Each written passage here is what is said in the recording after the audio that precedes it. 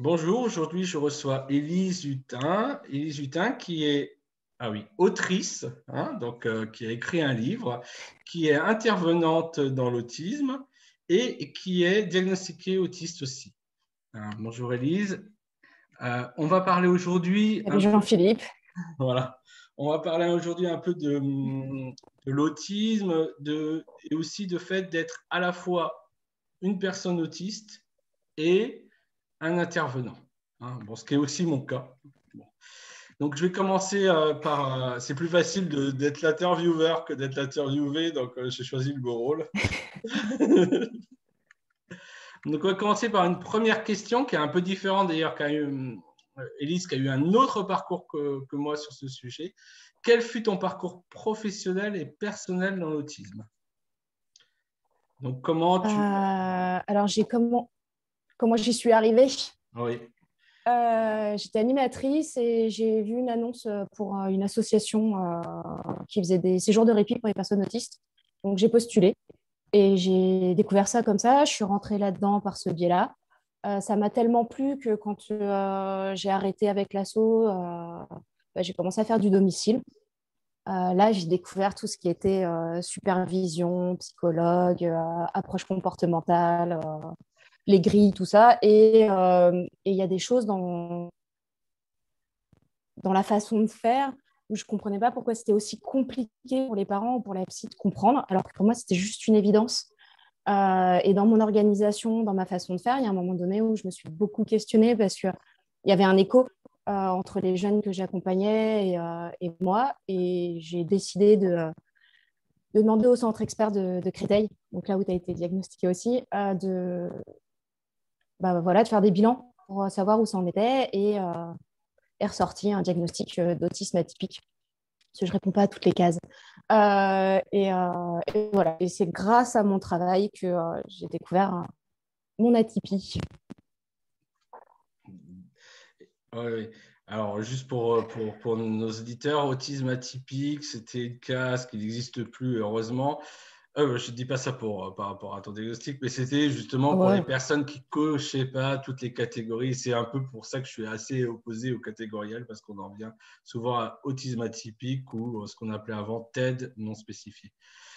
Donc, voilà un peu ton parcours. Donc, moi, juste pour dire, ce fut le parcours inverse. C'est en découvrant mon autisme que je me suis intéressé à l'autisme, que c'est devenu très important, envahissant pour moi et que du coup, j'ai voulu aller vers l'intervention. Alors, tu parlais de grille comportementale. Comment accompagnes-tu les personnes autistes? Et est-ce que, par exemple, voilà, le comportemental, l'ABA, qui est quand même, on va pas se mentir, qui est très polémique chez les personnes autistes, j'aime pas parler de communauté parce que je trouve que ça n'a aucun sens, mais chez les personnes autistes, notamment un peu comme nous, ça peut être quelque chose qui est très, très mal vu. Donc, comment tu accompagnes et est-ce que voilà, ça te pose un problème éthique de faire du comportemental ou, voilà. J'ai découvert, ça fait presque 13 ans maintenant que je suis à domicile et que j'ai découvert justement tout ça. La première famille dans laquelle j'ai travaillé faisait, il y a 13 ans, de la BA avec leur fils. Je ne connaissais pas du tout. Je suis arrivée, on me dit voilà, ok, j'ai lu, j'ai suivi des formations de base, vraiment juste de l'initiation pour savoir ce que c'est, en quoi ça consiste. Il y avait deux, trois trucs qui me dérangeaient, dont les renforçateurs alimentaires, l'intensité de la prise en charge. J'avais du mal et j'ai découvert avec d'autres familles et surtout avec différents psychologues qui m'ont supervisé qu'il y avait différentes façons de faire et que tout dépendait du psy en lui-même et de l'intervenant et non pas de l'approche. L'approche dans sa globalité, elle n'est pas mauvaise. Ce qui est problématique, c'est l'éthique et les valeurs de la personne qui le met en place. Ce qui fait qu'en découvrant tout ça, j'ai été plus à l'aise de me dire, OK, je peux faire aussi en fonction de moi et en fonction de la théorie. Il y a la théorie pure et il y a ce qu'on en fait derrière. Et c'est bien ça qui est problématique à l'heure actuelle en France, c'est la façon dont c'est mis en place. Et c'est... En fait, c'est rigide. La façon dont c'est fait, c'est rigide. Oui. Et moi, je suis sur du sur-mesure. Alors, moi, je te rejoins complètement sur l'idée que de toute façon, un outil en soi, hein, c'est comme, je prends toujours cette image, c'est comme un marteau, on peut s'en servir pour fabriquer, je sais pas, une maison, enfin, pas une maison, mais en tout cas, planter mettre un tableau ou alors taper son voisin dessus, quoi. C'est vraiment l'outil à la base qui est important. Bon, on peut taper sur son voisin, c'est ça, être misanthrope. Mais non, franchement, voilà. Après, c'est vrai que je trouve qu'on a effectivement parfois des choix éthiques à faire qui ne sont pas toujours faciles à faire. Et du coup, justement, le fait d'être autiste peut amener une certaine éthique qu'on n'a pas. Et je te pose cette question, est-ce que justement savoir que tu étais autiste, je fais des transitions de fou là. De savoir que tu étais autiste, a-t-il changé quelque chose à ton accompagnement? Donc, ouais, mon diagnostic a changé effectivement ma façon de travailler et déjà de comprendre ce qu'on me demandait. Parce que les grilles d'antécédence qui permettent de comprendre le déclencheur d'un trouble, c'est des grilles que je ne comprenais pas du tout.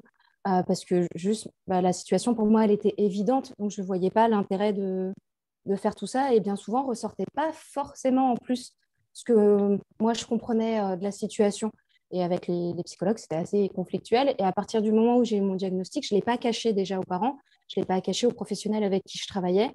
Et ça a permis un meilleur échange autour des outils qui m'étaient demandés et de l'intensité avec laquelle on me demandait de travailler. Et ça a été un soulagement pour moi de pouvoir travailler autrement. Et pour certaines choses, j'ai fait un peu plus. Je me suis un peu plus écoutée au niveau de mon instinct et au niveau de ma compréhension. Hmm.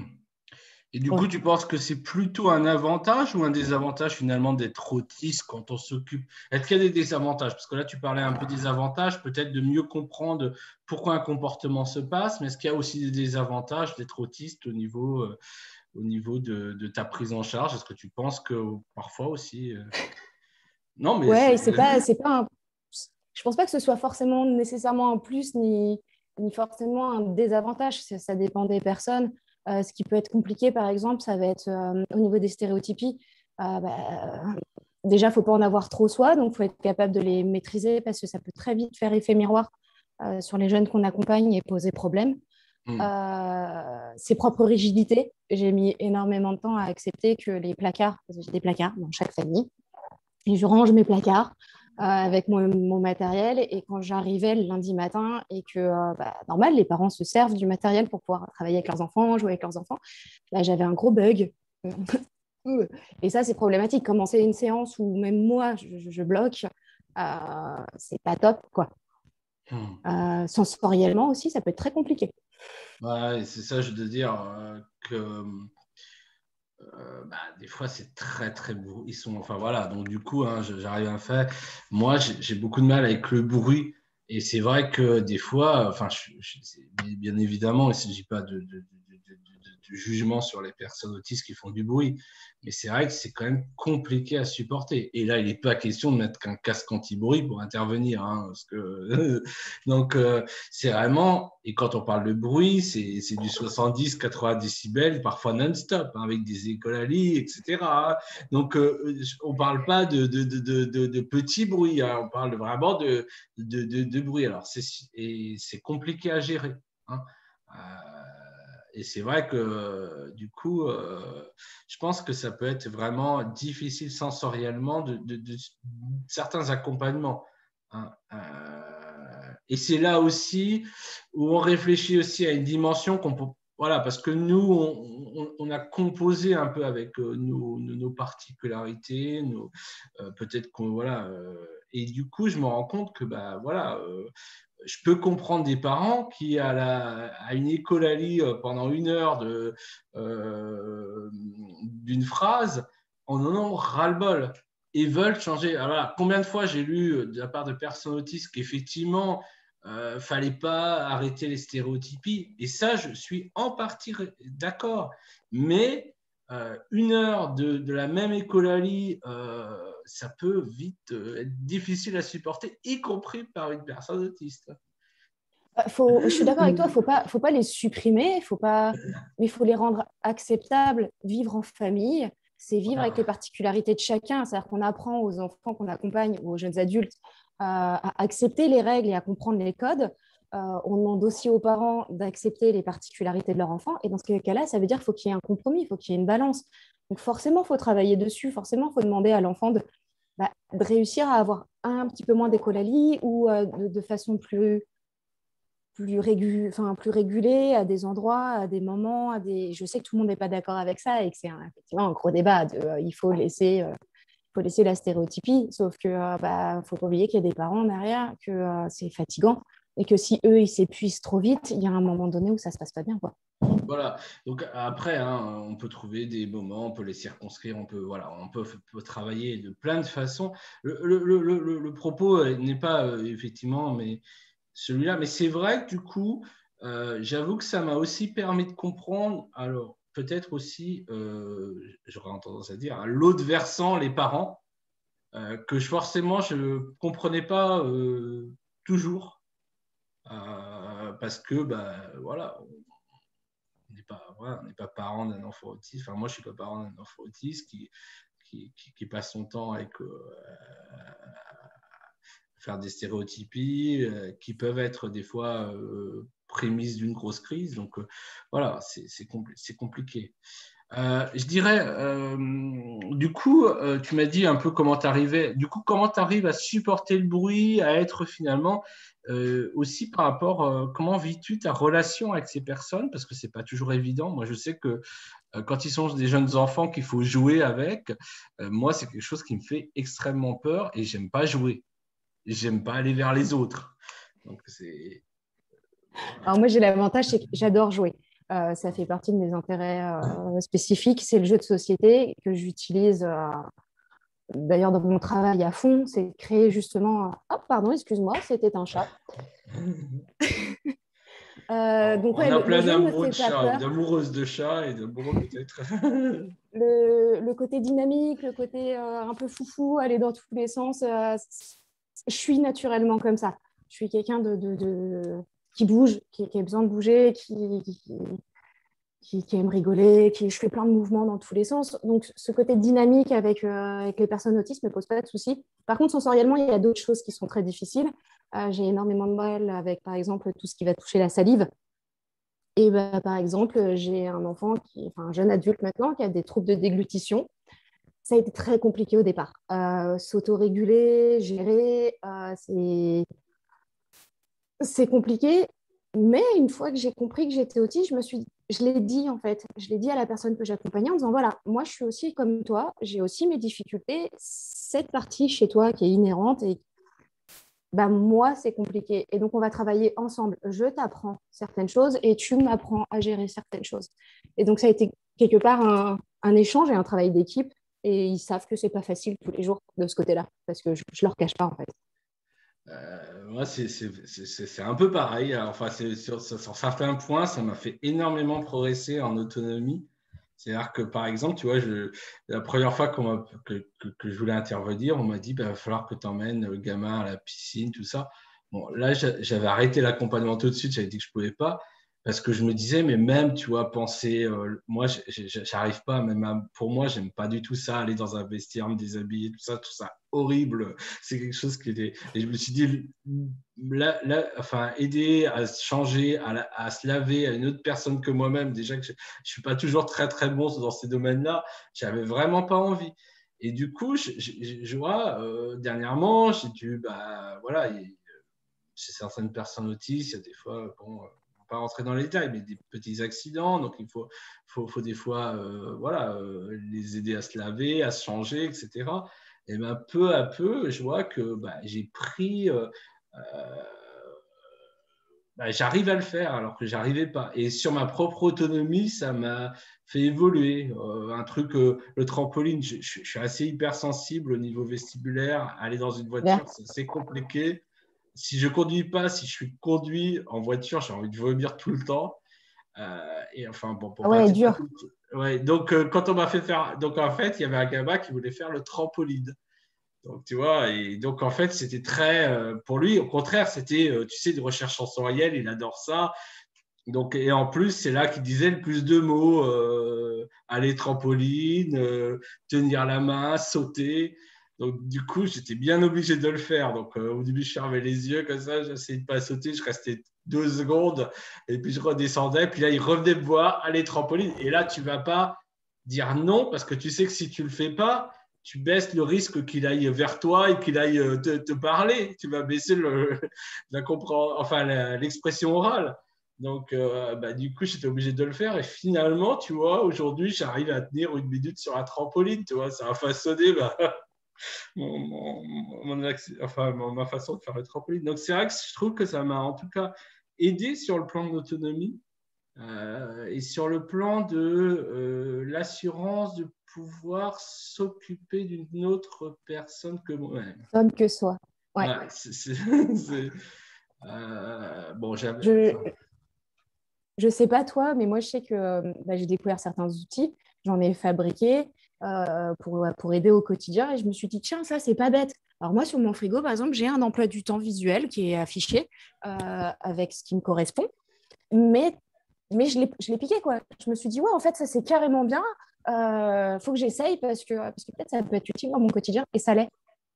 Ouais, oui, c'est vrai que bon, moi, j'ai pas encore adopté l'emploi du temps. C'est quelque chose qui est compliqué encore pour moi, la planification, parce que j'ai toujours des résistances, j'ai peur. Mais du coup, c'est vrai que j'ai pu mieux m'analyser. Par exemple, tu vois, je fais beaucoup d'Internet et je sais pourquoi. Je me suis dit, bah, c'est un véritable comportement d'échappement, en fait, où j'essaye de m'échapper du social. Et du coup, ça m'aide beaucoup mieux à me comprendre et aussi, en tant que père, à mieux gérer mon fils. Parce que C'est cool, ça.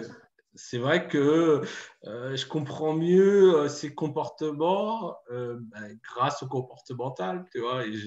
Et ça, et du coup, par exemple, bon, on ne va pas rentrer dans les détails, mais il n'arrivait pas toujours à bien socialiser. Il tapait une personne pour aller lui parler, tu vois. En fait, il tapait, tu sais, pour entrer en contact avec un Ouais, gamin. ouais. Sauf qu'au lieu de tapoter, Voilà, et ça y puis allait plus. Ouais. et c'est comme ça qu'il entre en interaction. Du coup, bah, j'ai utilisé les outils que je connaissais, scénarios sociaux, etc., petits renforcements, etc. Et puis façonnement sans enjeu, etc., où ma femme allait, moi j'y vais pas, mais allait au parc et le guidait, etc. Et du coup, bah, finalement, ça m'a beaucoup servi aussi dans l'accompagnement de mon propre enfant, quoi. Mm. En fait, quand on y réfléchit, que ce soit ce que tu racontes ou ce que je raconte, le fait d'être intervenant et autiste, il y a plus d'avantages pour nous, au final, d'être intervenant parce qu'on réutilise ce qu'on découvre et ce qu'on met en place pour notre quotidien et pour nous-mêmes, plutôt que l'inverse. C'est-à-dire qu'on est, je ne saurais pas dire si on est une plus-value réellement dans une prise en charge pour une personne autiste du fait qu'on soit autiste. J'arrive pas à le savoir. Hmm. Bah, je pense que, enfin, en tout cas, tu parlais des fonctions du comportement. C'est vrai que, en tout cas, je ne dis pas ça. Enfin, moi, je suis pas, enfin, c'est quand vous connaissez, je suis pas quelqu'un d'orgueilleux ou quoi. Mais par contre, je me rends compte que j'observe très facilement le profil sensoriel sans même en passer un. Et des fois, même, je suis déçu parce que je me retrouve avec des fois, les parents vont faire un test de Dunn ou un truc comme ça, et finalement, bah, tout ce qui est écrit, je le savais déjà, quoi. J'en tire rien. Parce que je pense qu'on a un œil, enfin moi, en tout cas, voilà. Après, je ne dis pas qu'un intervenant non autiste n'a pas un œil exercé, hein. Mais enfin, voilà, j'observe et j'associe tout de suite les comportements avec des choses que je connais moi-même, par exemple la recherche sensorielle, mâcher, tout ça, ce que je fais tout le temps. Ben voilà, j'observe tout de suite ça et le parent ne sait pas forcément le repérer. Et l'intervenant qui n'a pas forcément une grande habitude du sensoriel non plus. Oui, peut-être aussi parce qu'effectivement, on a des fonctionnements internes qui sont plus proches, plus similaires. Voilà. Même si toutes les personnes autistes sont différentes, il y a quand même plus de similarités entre autistes qu'avec un neurotypique et un autiste. Et donc, effectivement, l'œil, c'est même pas l'œil, en fait, c'est juste c'est tout le sensoriel Ouais, qui voilà. comprend et qui capte sans avoir, comme ce que je disais, les grilles, en fait. Les grilles où, effectivement, ça finit par ressortir. Sauf que nous, on le comprend peut-être plus vite, c'est peut-être plus évident. S'il fait ça, c'est parce qu'il y a ça. Et c'est très compliqué à expliquer aux autres professionnels et aux parents. Oui. Je ne sais pas toi, mais c'est super compliqué de dire voilà pourquoi moi je comprends ça, alors c'est plus de l'instinct et d'une compréhension intuitive qu'une réelle analyse du comportement tel qu'on le connaît, quoi. Après, je dois dire que par rapport aux autres emplois que j'ai tentés, si j'ose dire, je suis quand même beaucoup plus accepté voilà, du coup, du fait que, voilà, et je sais que ils comprennent mieux mes difficultés, par exemple, à demander de l'argent, à tout ça. Et je pense que quelque part, Toi aussi. les parents, ils vont se dire, entre guillemets, alors peut-être que là, je fais de l'empathie complètement folle, mais je pense qu'ils vont dire, je vais payer cette personne, je vais pas essayer par exemple, parce que mon fils est autiste et je sais ce que c'est que, tu vois, et du coup, j'ai pas ce souci, mais c'est vrai que j'interviens très peu en équipe. Ici, on est dans une zone désertique. Toi, tu es sur, alors oui, tu es sur grosso modo la région parisienne. Oh, ouais, ouais. Voilà. Et des Dedans, il n'y a pas de souci. superviseurs, il y en a partout. Voilà. Après, bon, peu importe, et du coup, nous, on a, voilà, il y en a beaucoup. Enfin, il y a beaucoup d'interventions où on se retrouve seul. Hein. Du coup, ce qui n'est pas toujours évident, hein, je dois dire. Parce que, Non, mais j'en ai une aussi où personne veut, même si c'est la région parisienne, tu vois.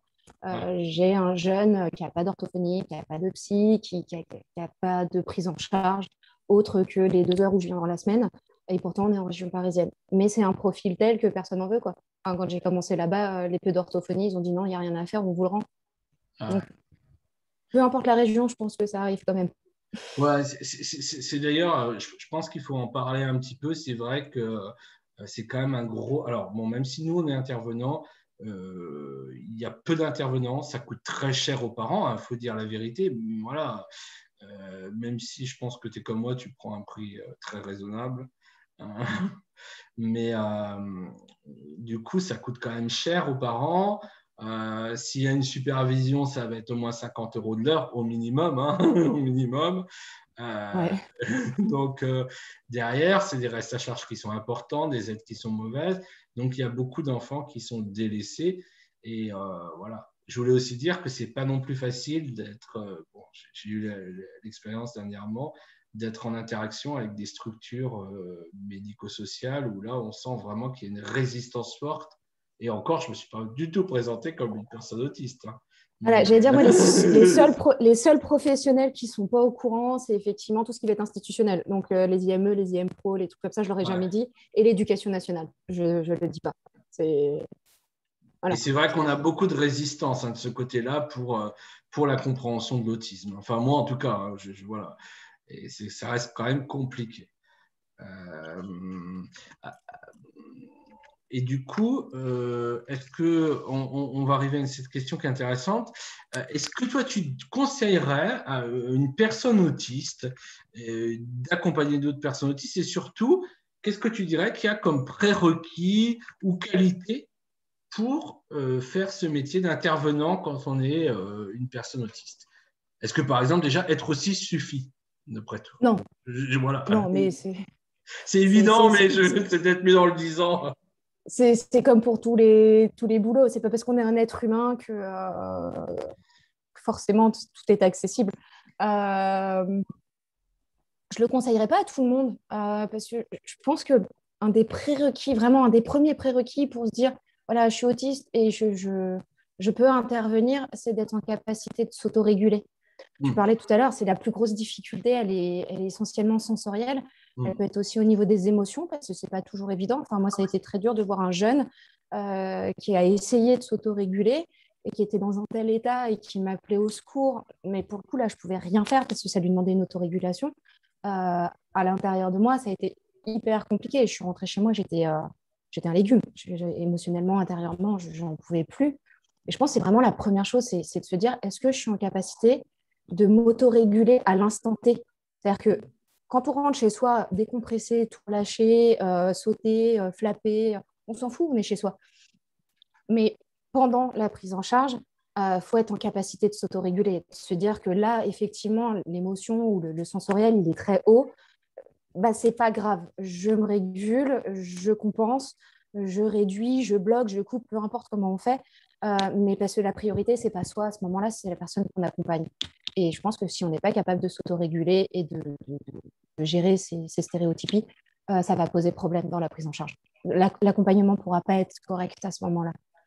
Ouais, puis il y a quand même une dimension sociale, hein. Moi, je veux dire, en dehors même bon, de l'intervention, moi j'ai un pairing. Donc un pairing, c'est comment je m'associe avec l'enfant. Je pense que j'ai mon pairing. Il est différent de pas mal de pairings que j'ai vus, parce que je suis quand même allé voir des intervenants où les gens font coucou, ils se cachent, etc. Ça, je ne sais pas encore faire et je ne sais pas si je saurais le faire, et c'est même si je le fais. Mais du coup, je vois que les enfants, ça se passe bien, ils sont contents de me voir, ils viennent me chercher. Donc, finalement, ma C'est tout ce façon de qui faire, compte. voilà, ma façon de faire n'est pas forcément mauvaise. Mais il y a quand même une dimension sociale avec les parents qui est assez importante. Il y a quand même. Donc, je pense que déjà, ça aussi, faut. Enfin, voilà, les parents, ils ne veulent pas que vous interveniez, que vous repartiez, et c'est tout, quoi. Non, Hein. effectivement. C'est fini. Ça, je pense qu'il faut en parler. C'est pas toujours évident. Hein. Surtout qu'il y a des questions du style, par exemple, surtout si vous êtes seul dans un compagnon, est-ce qu'il va parler? Est-ce qu'il va ceci? En plus, si vous dites que vous êtes une personne autiste, est-ce qu'il va devenir comme vous? Voilà. Ouais. C'est pas... Et oui, ouais. Et il peut y avoir aussi l'aspect social, certes, avec les parents qui peuvent être, en leur disant qu'on est autiste, ça peut se réguler tout seul. C'est-à-dire que chacun va faire la part des choses, mais il y a aussi l'aspect avec les professionnels, Ah, avec les orthophonistes, avec les psychomotriciens qui sont très présents, avec les psychologues. Puis après, bah, comme tu fais, avec les IME ou avec l'éducation nationale, où là, on est à chaque fois sur des paliers différents et sur des codes sociaux qui sont complètement différents. Et effectivement, ça peut être un frein. Ouais. ouais, parce que effectivement, moi, au début, donc j'ai commencé cette année à faire des réunions d'équipe. Bon, je ne sais pas si les personnes qui sont avec moi en réunion vont me regarder, je ne sais pas. Mais en tout cas, au départ, j'y suis allé une première fois. Bon, et comme je n'arrivais pas à en voir l'intérêt, je faisais tout pour ne pas y aller. J'étais tout le temps. Et donc, je n'y allais pas. Ah, bon, bref, c'est pas bien de ma part, mais c'est comme ça. Et du coup, là, j'ai commencé un petit peu à trouver l'intérêt de travailler en équipe, mais ça a été long pour moi. Parce que ça fait, voilà, j'ai 40 ans, j'ai jamais travaillé en équipe vraiment, enfin, j'ai 43 ans, j'ai jamais travaillé en équipe. Travailler avec quelqu'un, bah, c'est quelque chose qui me pas naturel parce que du coup, l'écouter, je partage pas son avis, je sais pas comment le dire. Donc, du coup, je me tais, puis après, j'en parle n'importe comment. Enfin, ça reste des complications. Donc, c'est vrai que, mais en même temps, ça me fait évoluer. Hein. C'est le point positif. Mais il faut pas Moi, se leurrer. moi, j'ai appris ce qu'était la diplomatie depuis que je suis intervenante. Je ne connaissais pas avant. Oui, voilà, on apprend, hein. Mais il faut pas, voilà, c'est important de dire qu'il y a effectivement une dimension sociale qui peut exister, qui n'est pas toujours évidente. Euh, mais par contre, c'est vrai que ça permet à chacun, à soi aussi de progresser. Hein. Et en termes de prérequis, je verrais aussi, ben, effectivement, déjà aller bien, parce que c'est quand même épuisant. Hein.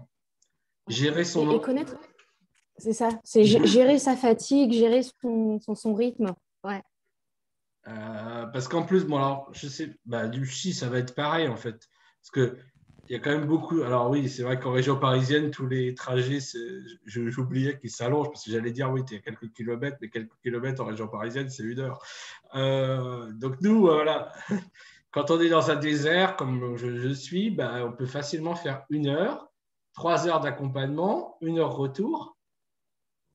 Ça, c'est une journée où, quand j'arrive, je ne peux plus rien faire. Ouais, bah ouais. Je ne veux plus rien faire. J'ai qu'une envie, c'est mettre mon casque et plus avoir aucune sollicitation toute la journée, quoi. Donc, c'est pas Ouais. évident. Hein. Ah non. Et gérer ses limites, c'est quand même important, sachant que c'est quand même bon, je sais pas si, ouais, un métier qui demande beaucoup d'énergie. C'est-à-dire qu'on ne peut pas être un quart présent, hein, ou Ah non, fatigué. ouais, il nous le rappelle sinon, il n'y a pas de Ouais. souci. Hein. Donc, c'est important de le dire parce que je trouve que c'est pas toujours évident. Mais globalement, tu es contente de ton métier. Ouais. Ah ouais. J'ai découvert vraiment la prise en charge à domicile par hasard. J'étais auxiliaire de vie et j'avais une collègue qui s'occupait d'un jeune garçon qui est donc autiste.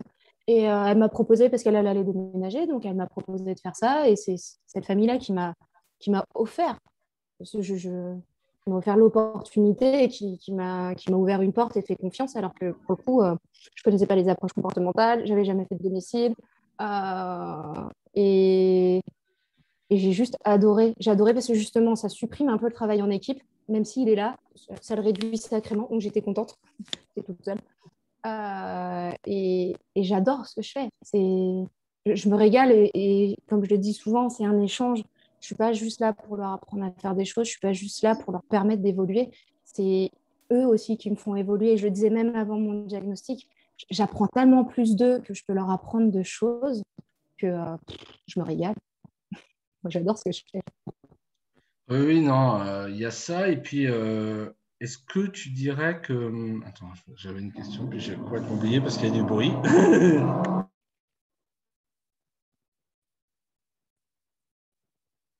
Je reprends. Merci beaucoup d'avoir coupé, c'est fort aimable de ta part. Voilà, bon, il a arrêté. Du coup, il m'a fait perdre ma question, mais je ne sais plus. Euh, euh, oui, tu es contente de ce métier, donc globalement, tu es contente quand même de ce que tu fais. Ouais, et toi? Oui, oui, je suis content. Et je dois dire que, comme je fais aussi je donne aussi des formations, je dirais que je ne conçois pas la formation sans une expérience de terrain. Et je vois parce que des fois, tu dis, alors je vais dire n'importe quoi, hein. Faut faire extinction. OK, il faut faire extinction. Bon, je ne dis pas souvent Ça, c'est ton ça. truc en ce moment. Hein. Ça te pose problème, l'extinction. T'en parles très souvent. Voilà. Donc, faire extinction, alors ça dépend de la fonction, mais par exemple, s'il demande de l'attention, on prend un enfant typique, par exemple, il va demander de l'attention en faisant du bruit, en vous embêtant, en se mettant devant le PC quand son père est en cyberdépendance comme moi. Donc voilà, et du coup, l'idée, c'est de ne pas lui prêter attention et de lui donner à d'autres moments, justement, où il ne fait pas de bruit, etc. Mais bon, tant qu'on n'a pas appliqué une procédure de ce type-là et qu'on ne s'est pas rendu compte que c'était qu'un pic d'extinction, c'est-à-dire qu'à un moment, l'enfant, quand vous ne lui prêtez pas attention, il va augmenter ses comportements, bah, finalement, vous savez ça, va savoir ce que c'est. Et du coup, il ne peut pas savoir ce que c'est. Pourquoi les parents ils peuvent abandonner au plus haut du pic parce que le gamin il prend des chaises et il les lance. Voilà, non mais je veux dire, C'est voilà. ça. Voilà, c'est des choses qui existent. Hein. C'est comme dire, je sais pas moi, de ne pas faire attention quand l'enfant joue avec voilà, ses selles, par exemple. Alors, je suis désolé des détails, mais c'est des choses qui existent et qu'on voit aussi. Hein. Mhm. Voilà, il faut aussi se dire que c'est pas. Voilà, il y a des choses voilà, des choses que je n'avais jamais vues et, et, et que je n'avais pas pu en plaquant ma propre expérience. Voilà, jouer avec des selles, bon, je savais que ça existait, mais tant qu'on ne l'a pas vécu, voilà, Il y sensoriellement, en a même etc. qui le mangent. Il y en Voilà. a qui font pas que jouer avec, il y en a qui Oui, le oui, mangent. voilà. Donc, du coup, quand on voit ça, c'est quelque chose voilà, qui est quand même, faut être sûr de pouvoir supporter ça, voilà, sans juger, parce que c'est, voilà, sans juger la personne. Hein, même si on est autiste, ça peut nous arriver voilà, voilà, manger les selles, c'est quelque chose qui est quand même quelque chose qui peut révulser une personne. Donc, c'est vrai qu'il faut, voilà, et bien agir. Donc, si on ne doit pas donner d'attention, par exemple, voilà, de pas. Donc, il y a tout un travail aussi à faire sur soi. Ah ouais, je pense qu'être autiste et intervenant, il faut être bien avec son fonctionnement, il faut être bien avec soi-même et il faut avoir conscience que c'est éprouvant. Moi, je rentre chez moi, quand je vis avec quelqu'un, c'est pas facile tous les jours parce que quand je rentre et que j'ai eu une journée difficile, longue, éprouvante, bah, je lâche les vannes hein, une fois que j'ai franchi la porte et j'ai plus aucun filtre. Je peux tourner sur place sur moi-même, je vais parler fort, je vais taper des mains, et il faut s'accrocher, quoi. Même pour Voilà. moi, il y a un moment donné, je me dis, mais on peut plus. Moi, j'ai pas tendance à réagir, donc ça va, je suis plutôt hypo-réactif, mais c'est vrai que voilà, quand un enfant ou un adulte te donne une claque, ça peut arriver, hein. Oui, je me suis fait casser le bras, ouais, ouais. Voilà. Il faut arriver, une fois que tu t'es fait casser le bras ou que tu as reçu un coup de poing, à continuer l'accompagnement sans poser un quelconque jugement sur cet acte qui finalement est lié à un contexte, etc. Donc, c'est pas évident. Non, moi je vois celui qui m'a cassé le bras, quand je suis revenue, il a regardé mon bras, je lui ai dit oui, c'est toi qui m'as fait ça, mais je ne t'en veux pas. Je t'en veux pas parce que je sais qu'il y avait quelque chose, je sais ce qui s'est passé, c'est pas volontaire, je t'en veux pas, mais oui, c'est toi qui m'as fait ça. Depuis, il m'a plus jamais tapé d'ailleurs. Voilà. C'était terminé. Voilà, du fait aussi que voilà, la réaction aussi va engendrer plus ou moins une répétition du comportement. Donc, il faut aussi que toi-même, enfin, qu'on soit aussi capable de ne pas réagir émotionnellement avec ça. Ce qui n'est pas toujours évident, hein, quand on a, et de ne pas en vouloir à la personne, etc. Donc, c'est sûr que, mais par contre, est-ce que, oui, voilà, je voulais aussi te poser cette question, est-ce que ça t'a amené à revoir finalement entre le début et la fin, tu as dû beaucoup revoir tes préjugés sur l'autisme. Enfin, tes préjugés, désolé, on a tous des préjugés. Moi, je ne connaissais pas l'autisme. Pour moi, l'autisme, il avait une certaine image, hein, peu importe qu'on soit autiste ou pas soi-même, on a une certaine image de ce qu'est, je ne sais pas moi, la trisomie, ils sont toujours gentils. Voilà, l'autisme, que c'était un enfant qui forcément, ou un enfant d'ailleurs, qui forcément ne parle pas, alors que ça peut être un adulte qui parle, Moi, pour la preuve.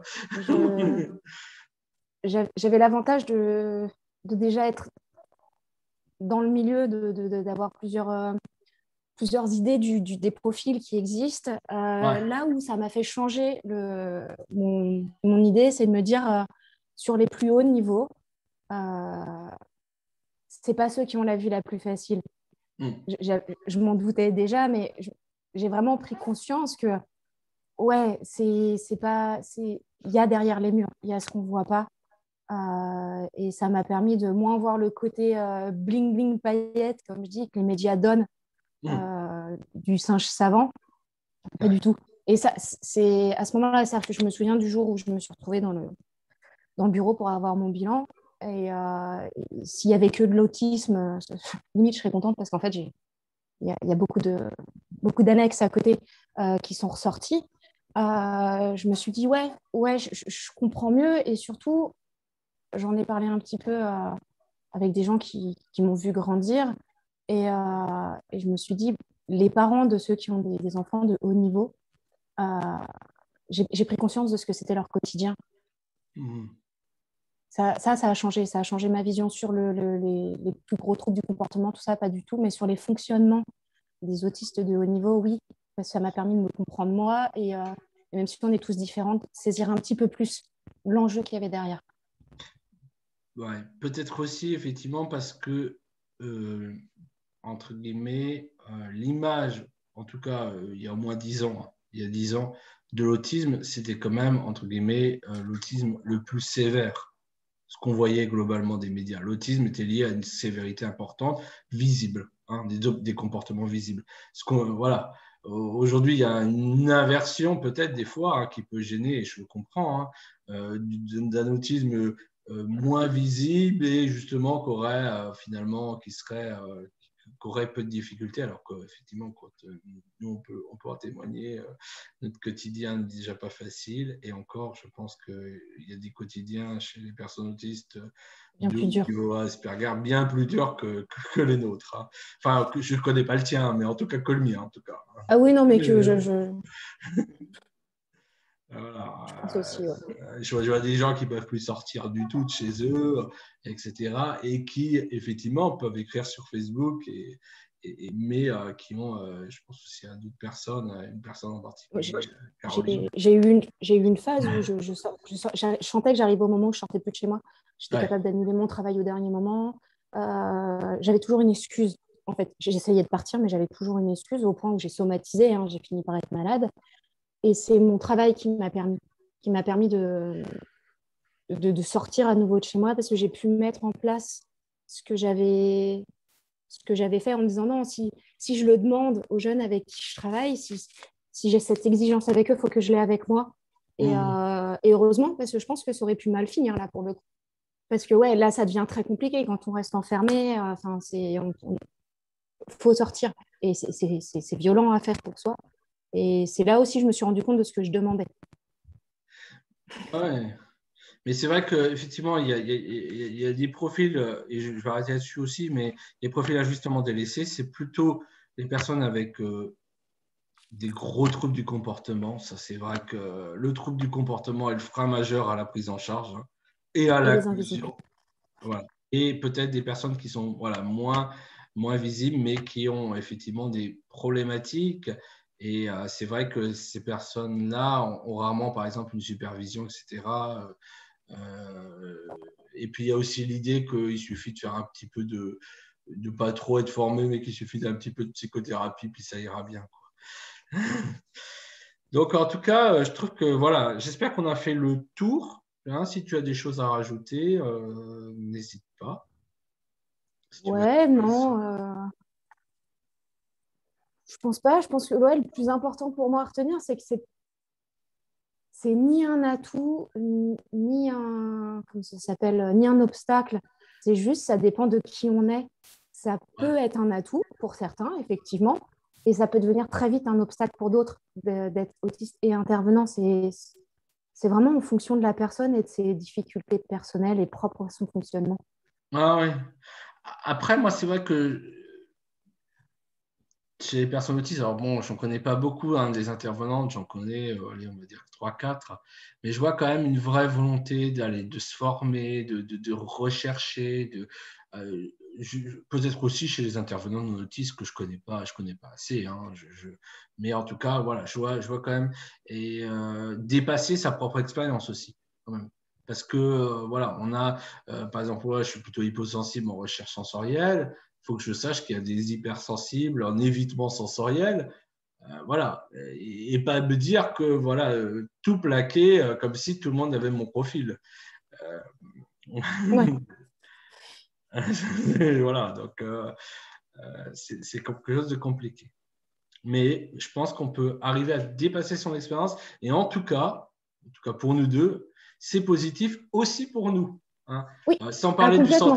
sans parler du sentiment d'efficacité de réussir à l'accompagnement, hein, parce que c'est important, mais même au-delà de ça, pour sa propre autonomie, c'est très bien. Ouais, mais c'est vraiment un échange. C'est Ouais. c'est donnant-donnant. C'est voilà, parce qu'ils ont leurs particularités et ils peuvent nous aider parce qu'ils n'auront pas les mêmes et ils seront peut-être plus à l'aise sur des choses sur lesquelles nous, on ne l'est pas. Et ils nous apprennent. J'ai des problèmes d'audition. Et j'ai un petit, je l'accompagne en centre de loisirs. Euh, il a eu un peu de macathon. Et quand on a commencé à mettre de la distance physique entre lui et moi, parce qu'il était de plus en plus autonome, s'il avait besoin de moi, à travers la salle, il signait. Juste parce qu'il avait compris. Et je me suis dit, ah bah ouais, en fait, bah ouais, carrément. C'est pas con. Bah, effectivement, je pense aussi, tu sais que c'est par expérience, parce qu'on le dit, hein, mais je le dis souvent, mais les personnes autistes, même non-verbales, non oralisants plutôt, ont un sens de la statistique assez élevé. Hein. Ils voient ce qui marche et ce qui ne fonctionne pas. Hein. Aussi bien pour les comportements qu'on ne voudrait pas voir apparaître, et ils voient ce qui provoque quelque chose ou pas. Hein. Bah, c'est fonctionnel, non fonctionnel. Bon, allez. Et voilà, donc c'est vrai que Donc, du coup, je pense que si tu as appelé que globalement il a vu que ça ne fonctionnait pas 2, 3 fois, il ne va pas le recommencer. Hein. Non, c'est ça. Par contre, signer, ouais, ça fonctionne. Ok, vas-y, Élise, je signe. Ok. Bon, bah, en tout cas, merci Élise pour ton expérience et puis pour ce partage. Je trouve que c'est très De rien, enrichissant. merci à toi. J'espère que vous aurez aussi vu à la fois les choses qui sont importantes, les choses qui sont intéressantes aussi du fait d'être autiste hein, et d'accompagner des personnes autistes. Et puis, bah, voilà, aussi, si vous voulez vous lancer dans l'intervention, n'hésitez pas à commenter ou n'hésitez pas à nous demander des idées. Hein, on pourra aussi je donne souvent des longues formations, des longues listes de formations gratuites. Hein. C'est vrai qu'il y a beaucoup de choses gratuites aujourd'hui qu'il n'y avait Ouais, c'est de pas, plus en plus. qu'il y avait pas à notre époque. Enfin, il y a déjà 3 ans. il n'y avait déjà pas ça. En termes de gratuit, on n'avait rien, à part Canal Autisme, on va dire. Non, puis ça coûtait un bras. Ouais, voilà. Aujourd'hui, il y a quand même une réduction et aussi, alors bon, la crise sanitaire elle a eu beaucoup d'effets négatifs, hein, on n'est pas en train de dire qu'il y a du positif, mais en tout cas, il y a beaucoup de webinars, de MOOC, de choses pour se former et même, je dirais, les formations classiques coûtent moins cher quand elles sont à distance parce que, ok, il n'y a pas la présence, mais par exemple, je pense à ce que tu avais fait là, SACAD. Du coup, ils proposent tout en ligne. Et du coup, ça permet justement déjà de réduire les frais d'aller à tel lieu, de prendre un hôtel. Enfin, en tout cas pour moi, puisque moi, je ne suis pas sur Paris, ou si c'est sur Lyon, ou si c'est sur, etc. Donc, voilà. Donc, c'est vrai que vraiment, si vous voulez vous former, il y a beaucoup de choses. Je mettrai des listes de formation si vous voulez. Il y a beaucoup de choses pour se former gratuitement pour commencer à entrer, à mieux comprendre, hein, parce que c'est quand même important, hein, on le redit, c'est quand même important de ne pas se contenter d'être une personne autiste, d'avoir lu 2-3 livres, parce que sinon, ça va être compliqué l'intervention. Je suis d'accord, il faut réussir à comprendre le fonctionnement interne, le fonctionnement base, référentiel. Chacun utilise les mots qu'il veut. Et ça, c'est pas avec sa propre expérience et son propre fonctionnement qu'on peut réellement comprendre comment ça fonctionne. Oui, parce que déjà, il faut prendre du recul sur soi. Et c'est pas évident. Hein. Déjà, c'est quand même pas évident. Donc, merci à vous. Et puis, merci à toi, Élise. Et n'hésitez pas, je mettrai à commenter si vous avez des questions, hein, soit via Facebook, soit via YouTube. Merci. Merci à toi.